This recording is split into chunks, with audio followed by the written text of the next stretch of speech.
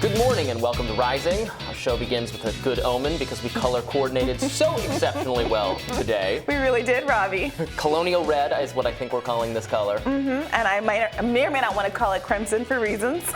Harvard reasons. Okay, what do we have going on? Well, The Hill's Niall Stanich and news editor at Anti-War David DeCamp discussed the UK's next Prime Minister, Liz Truss. And we're also going to have a debate panel on how to solve crime. We're going to fix it right here on Rising. That's with abolitionist Alex Vitale and tough on crime, Rafael Manguel. But first, we have the news of the day. It's a 63-day sprint to the midterm elections as we sadly leave this summer season behind. So public safety is among the top concerns on voters' minds, also the economy. New York Times notes that the election is shaping up to be a referendum on which party is more to blame for a country that has decidedly not returned to normal. According to 538's Nate Silver, former President Donald Trump's continued dominance over the GOP could be risky for the party's midterm outlook, with some arguing that making the election about Trump is a losing strategy as voters become exhausted by the media's obsession with the former commander-in-chief. The Real Clear Politics generic congressional ballot average has Democrats at a slight advantage, which was surprising for a long time and is something we need to talk about. But the range on a few of these polls is pretty stark. For example, Rasmussen, which often favors Republicans in polls, has them up 5 points, while an Economist YouGov poll has Dems up 8 points. But I think it's undeniable that that Democrats are in a much better position than we expected them to be in 6 months ago. When the economic situation was much worse. And, you know, we should never forget, it's the economy, stupid, is like a good political insight. That's what matters. People vote on gas prices. People vote on, you know, how they're feeling with their economic security. So the fact that the situation has improved, and that was something I said months ago. I said, look, if the election were held right now, Dems would get killed, but the economic situation could improve by November. It looks like it is improving. Well, how much do you think it's also these kind of cultural factors, the Dobbs decision, overturning Roe, which it's almost like what happens when the dog catches the car for the Republican Party, with so many people who do identify as independent or conservative actually supporting the right to choose regardless of how they feel in their personal lives. And also some of the comments that you've made before on the show about feeling that some candidates within the GOP have leaned too far into more extremist aspects of whether it's cultural rhetoric or sometimes policy, some anti-speech behavior with banning certain kinds of books and things in schools. How much do you think that has had an effect? I think it definitely has an effect. Candidates matter. I mean, this is no new story for Republicans. There have been previous election cycles where they lost races they ought to have won because they had a candidate that won a primary by being kind of very far to the right or being, you know, kooky or exciting, and then is not a good general election candidate because the voters they have to win over don't like that. That happened with, you know, what back in, I think, 2008, 2010, 2012 cycles, this was the story for the GOP. Candidates who could have races that could have been won by different candidates. So I think it's a lot of that. I think it's I think it's what you said about Dobbs. Clearly, that has given some voters who are leaning toward Republicans, that's given them some pause. I think that's pretty clear. You know,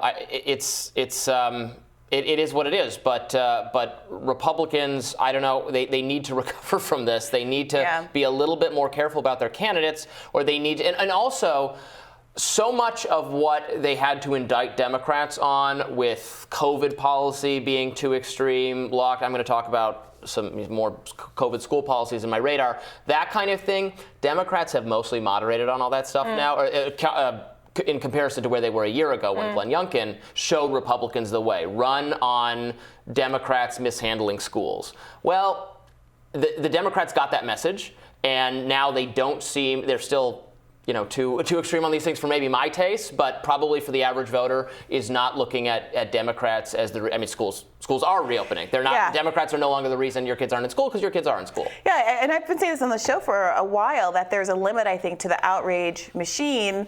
Once you win the battle on mandates, once you win the battle on things opening back up, you know, you can still complain about it And there can be still legitimate frustrations about what has happened in the longer term effects of all of these policies. There's always costs and benefits to any kind of policy.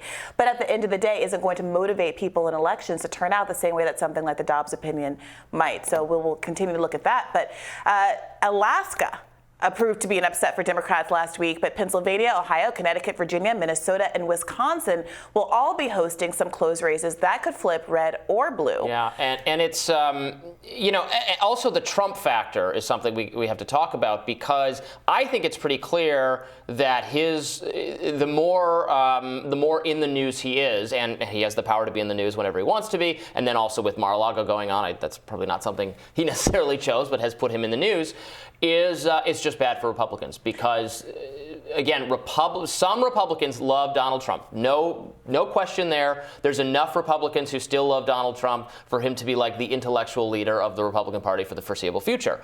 But that's 35% of the country. It's a majority of Republicans, but it's 35% of the country.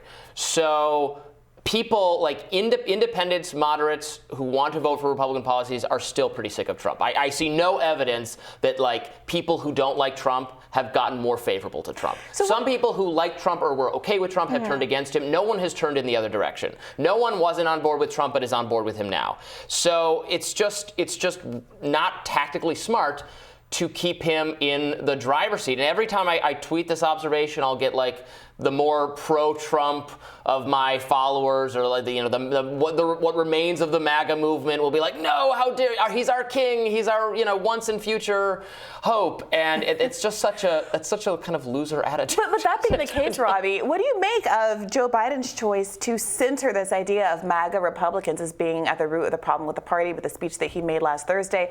Obviously, a lot of Republican commentariat were very frustrated by this. There were accusations that calling people fascist was an overreach, that was a kind of deplorables moment for the Democratic Party.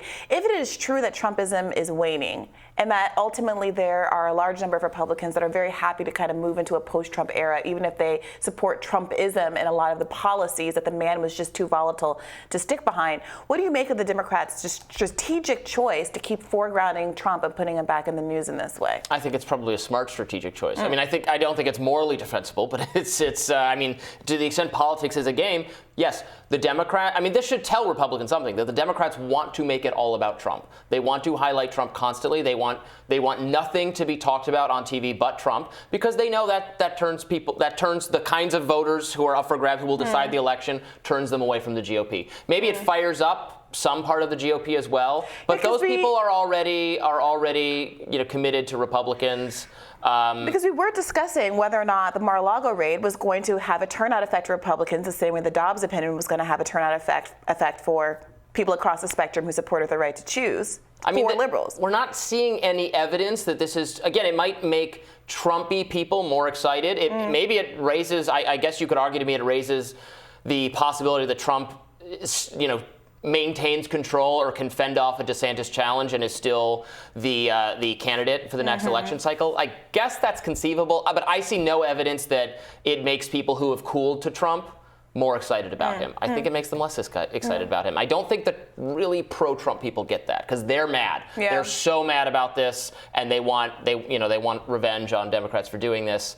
But I think Democrats are baiting them, because they would rather talk about Trump than anything else, than Biden's so-called accomplishments, because there's not a lot to talk about on that front. Well, I always appreciate your analysis, Robby, and I look forward to hearing more of it in your radar up next.